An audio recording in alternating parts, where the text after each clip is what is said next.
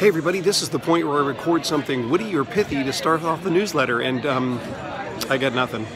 Insert your own wisdom here.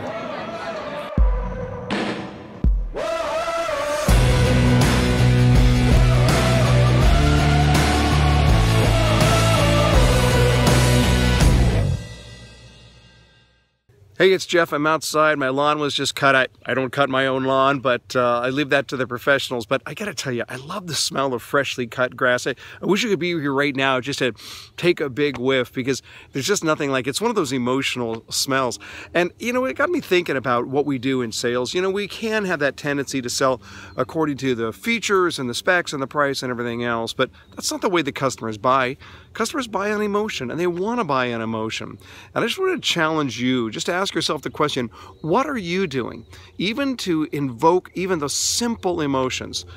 Because sometimes the simple emotions are actually the most powerful emotions, like the smell of fresh cut grass. What can you do to invoke that deeper sense of emotion from your customer? I thought I would handle a couple of questions that have come in under ask@jeffshore.com. You can ask anything you want, ask@jeffshore.com. Greg asks, how do you leverage emotion that is uncovered during the discovery process? He says, I feel uncomfortable in some of these scenarios. Well, look, I'm going to suggest to you that you have to be able to deal with that emotion, because customers make decisions emotionally. That's the way that the brain works. We will use logic to be able to support the decision, but the bulk of that decision is made out of the emotional part of our brain. And I think the only way that you can do that is to listen between the lines.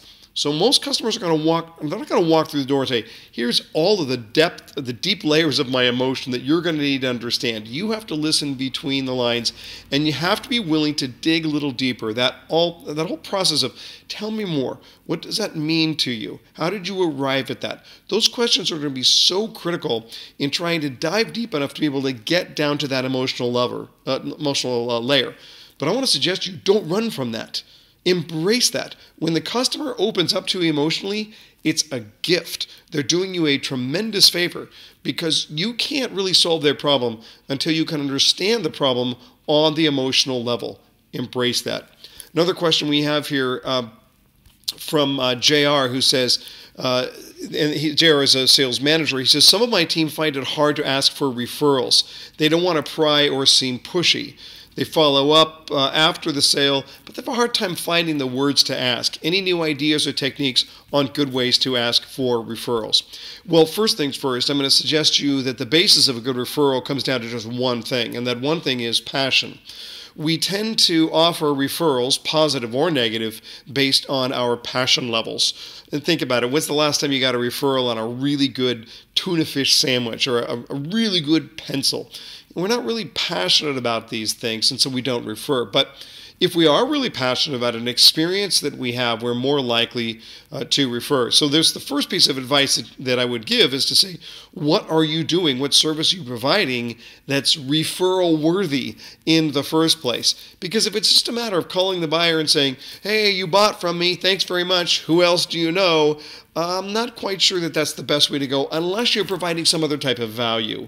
So think about it along those lines. What value are you adding? In other words, give them something. Provide them some valuable content, some valuable resource before you're going to go back in and make the request for a referral. Be thinking about, what can I give first? And if you want a deeper dive on this, I would have your team, JR, I would have them read Bob Burg's book, The Go-Giver. And it's and he also wrote Endless Referrals. You could go either one of those books. You're not going to go wrong. But study this. Get into it on a deeper level. Earn it. Earn the referral. It's the best way to go about that process.